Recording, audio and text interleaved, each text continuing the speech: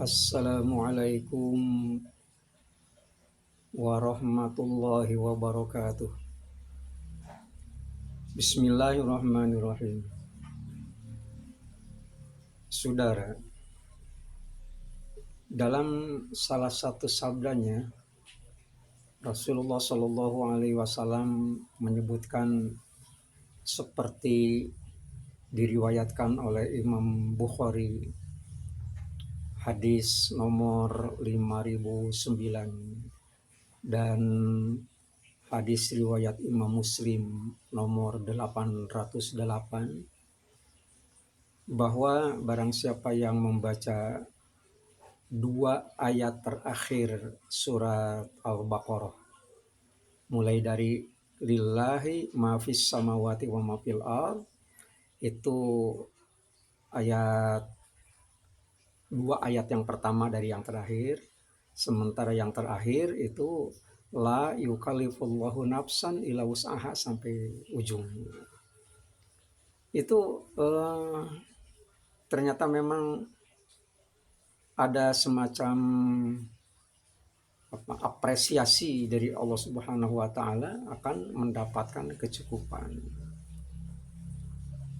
Di dalam ayat yang terakhir saja, la yukallifullahu nafsan illa wus'aha, itu bercerita tentang Allah tidak memikulkan beban melebihi daripada kemampuan hambanya. Dalam artian kalau ada seseorang merasa terbebani dengan kewajiban beragama apapun bentuknya, itu yang salah bukan Allah Subhanahu wa taala. Yang salah bukan Al-Qur'anul Karim. Tetapi kesalahan itu ada pada dua titik. Karena ayatnya berbunyi la yukallifullahu nafsan illa wus'aha, Allah tidak akan memikulkan beban melebihi kemampuan hambanya. Itu kelemahan pertama adalah kita salah menggunakan pikulan. Sementara titik lemah yang kedua adalah salah cara memikul. Pikulannya udah benar tapi salah menggunakannya. Bisa jadi orang tersebut akan merasa terbebani. Tetapi pada dasarnya tidak ada satu masalah yang tidak bisa diatasi. Apalagi mengatakan ini masalahnya masalah besar. Jangan sekali-kali mengatakan masalah itu besar di hadapan Allah Subhanahu wa taala.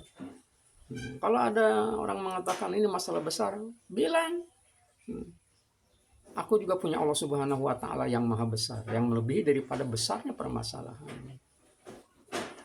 Yang saya maksudkan adalah dalam bingkai Thariqah Qadiriyah Naqsyabandiyah Ma'had Suryala Yasir Narasa PPKN. Jadi kita ini udah punya pikulan.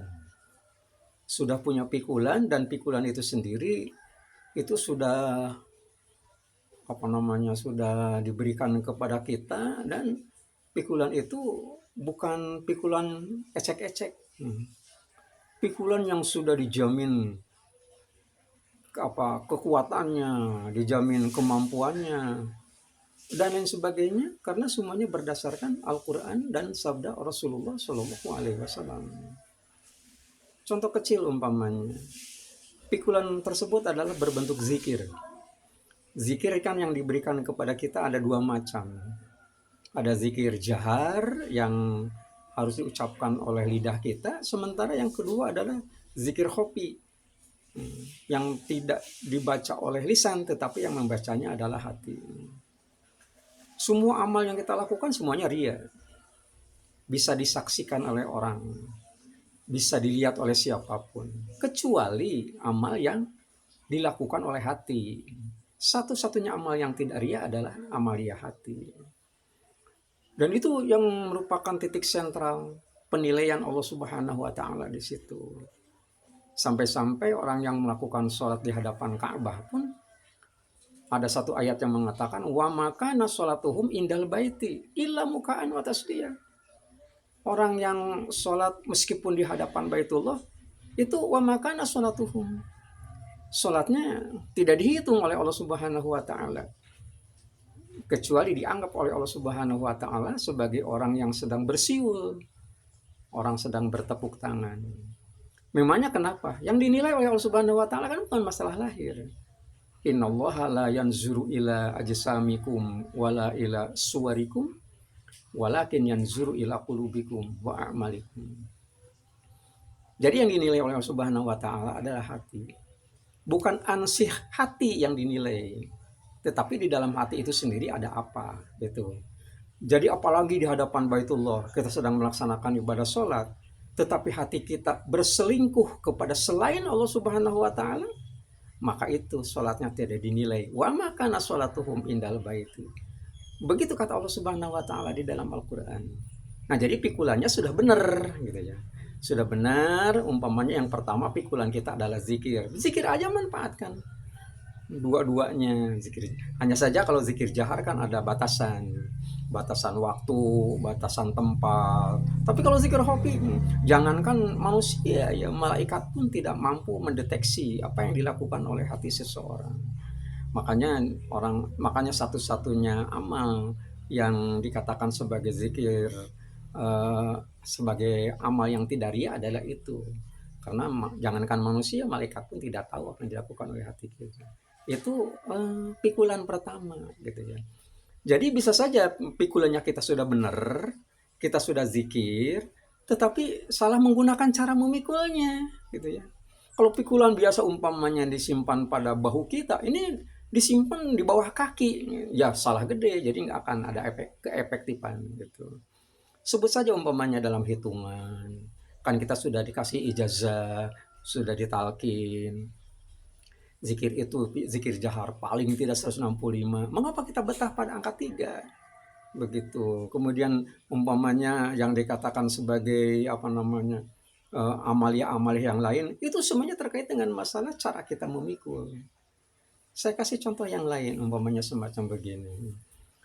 Di dalam melaksanakan amalia, Syekh Mursyid itu tidak menjelaskan apa manfaat dari apa yang dilakukan, apa yang diajarkan beliau kepada kita. Tetapi yang harus menggali adalah kita. Kalau kata Abah, syukur kalau ngerti. Nggak ngerti juga nggak apa-apa, yang penting diamalkan saja. Memangnya kenapa? Sebab apapun yang diberikan oleh pengarsa Abah berbentuk pikulan, itu dengan cara memikulnya. Oh, mau cara memikulnya begini. Nah, jadi kalau kita umpamanya udah benar menggunakan pikulan tapi salah cara memikulnya, kita akan keliru. Contohnya begini. Ini contoh, yang namanya contoh bisa saja bisa lebih dari satu, atau mungkin orang melihat daripada sudut pandang yang lain, kira-kira semacam begitu. Ini gini cara memikulnya. Umpamanya pada saat kita melakukan satu amalia, kita kan terkadang ngapain yang gini yang harus dilakukan, kira-kira semacam begitu. Ada satu sabda Rasul yang menyebutkan, ini kita baca terjemahannya aja. Azab kubur kan ada, azab kubur itu ada.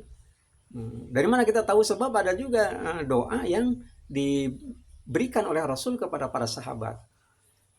Jadi doanya, Allahumma inni a'udzubika min azabil qabri wa min fitnatil mahya wal mamat wa min fitnatil masiihid dajjal. Nah, dalam toriko kita, toriko yang diajarkan oleh pengarsa Abah Aos, itu doa ini itu harus dibaca pada waktu tasyahud akhir setiap kali kita melaksanakan ibadah sholat, baik sholat fardu ataupun sholat sunnah. Jadi asyhadu alla ilaha illallah wa asyhadu anna muhammadar rasulullah, Allahumma sholli ala sayyidina Muhammad, dan seterusnya sampai kepada innaka hamidum majid. Tidak berhenti di situ, diteruskan dengan membaca doa permohonan perlindungan kepada Allah. Allahumma inni a'udzubika min azabil qabri wa min fitnatil mahya wal mamat wa min fitnatil masiihid dajjal. Jadi kalimat Allahumma inni a'udzubika min azabil qabri ini menunjukkan bahwa azab kubur itu ada. Kemudian ternyata dilihat dari sisi ilmu fikih, dalam bingkai toriko, Abah Aos mengatakan kalau orang yang sudah ditalkin zikir melaksanakan sholat dan tidak berakhir pada wa a'udzubika min fitnatil masiihid dajjal, itu sholatnya dihukumi makruh gitu. Jadi harus sampai situ. Agak panjang dikit lah gitu ya. Allahumma inni a'udzubika min azabil qabri wa min fitnatil mahya wal mamat wa min fitnatil masiihid dajjal. Nah, jadi azab kubur itu ada. Azab kubur itu sendiri ternyata diberitahukan oleh Rasulullah gitu ya. Kebanyakan orang yang disiksa di dalam kubur itu penyebabnya satu, tidak mampu memelihara air kencing. Nah, itu kan bisa saja ya, air kencing itu sendiri kita apabila kencing kemudian kita istinja, cebok gitu, istinja dan sebagainya, mungkin itu kita melakukannya. Tapi kan kadang-kadang kita tidak bisa mendeteksi apakah ada yang terpercik kepada celana kita, kepada pakaian kita dan sebagainya. Itu tetap dihukumi najis kalau yang begitu. Nah, bagaimana Syekh Mursyid membentengi orang yang berpotensi untuk disiksa di dalam kubur? Sarapan kita pagi-pagi. Sarapan kita kan hanya berbentuk nasi. Sarapan orang Thariqah itu adalah sholat sunat 20 rakaat. Pagi-pagi terbit matahari langsung sholat sunat 20 rakaat. Ada sholat sunat isyraq 2 rakaat, isti'adzah 2 rakaat, kemudian istikharah 2 rakaat sambil duduk, isti'anah 4 rakaat 2 kali salam, baca doa, kemudian sholat duha 8 rakaat 2 kali salam, diakhiri dengan sholat kifaratul baul, menutupi air kencing, menutupi celah potensi yang bisa dijadikan penyebab disiksa di dalam kubur, ditutup oleh Allah Subhanahu wa taala dengan kita melaksanakan sholat sunat kifaratul baul. Menjadi jangkauan apa yang disampaikan oleh pengarsa Abah Awas kepada murid-muridnya, meskipun tidak memberitahukan. Tapi kira-kira fungsinya salah satu di antaranya. Nah, itu adalah menggunakan pikulan gitu ya. Jadi kita sudah tahu pikulannya, cara memikulnya juga begitu. Kan nggak ribet-ribet amat dalam thariqah itu ya. Kalau kita gitu ya, kita tinggal mengamalkan aja. Rumusnya udah ada, aplikasinya sudah ada, nah, tinggal pakai kira-kira semacam itu. Nah ini diantaranya ya. Kemudian pikulan yang kedua adalah sholat sunat. Itu sholat sunat itu pikulan. Hanya saja kadang-kadang kita salah cara memikul, atau kadang-kadang tidak digunakan pikulan itu. Nah kalau tidak digunakan pikulan itu, yang salah bukan yang bikin pikulan, yang salah bukan yang bikin aturan bagaimana cara memikul, karena kita tidak memanfaatkan pikulan itu gitu ya.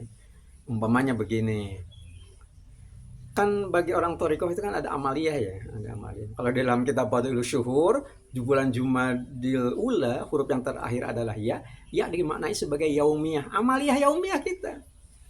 Pertama bangun pada waktu pagi hari. Yang namanya bangun itu ada mandi, namanya mandi pagi. Dalam thariqah tidak dikenal namanya mandi malam, tidak. Tapi yang dilakukan adalah mandi pagi. Mandi pagi yang paling baik adalah pukul 00.01 waktu Indonesia Barat. Kalau waktu Indonesia Tengah tentu gitu ya, pukul 00.01 itu yang terbaik gitu ya.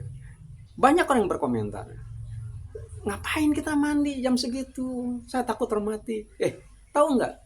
Rematik itu hanya datang kepada orang yang takut rematik. Orang yang nggak takut rematik nggak akan kebagian. Nggak berani rematik datang kepada orang yang nggak takut rematik. Percaya nggak? Tidak ada satu kitab pun yang menyebutkan Nabi pernah sakit, nggak ada.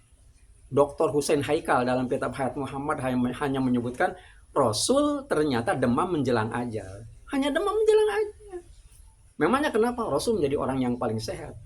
Satu faktor diantaranya adalah menggunakan pikulannya yang benar. Mandi pagi pukul 00.01, baca ramuannya berbentuk doa yang diabadikan di dalam Al-Quran. Al-Mu'minun ayat 31. Rabbi anzilni munzalan mubarakan wa anta khairul munzilin. Dengan cara demikian, Allah tidak akan memikulkan beban melebihi daripada kemampuan hambanya, karena kita sudah diberi aturan. Demikian, mudah-mudahan bermanfaat. Kalaupun umpamanya ada kesalahan kekeliruan, mungkin kita nanti kita perbaiki gitu ya. Demikian kurang lebihnya mohon maaf. Assalamualaikum warahmatullahi wabarakatuh.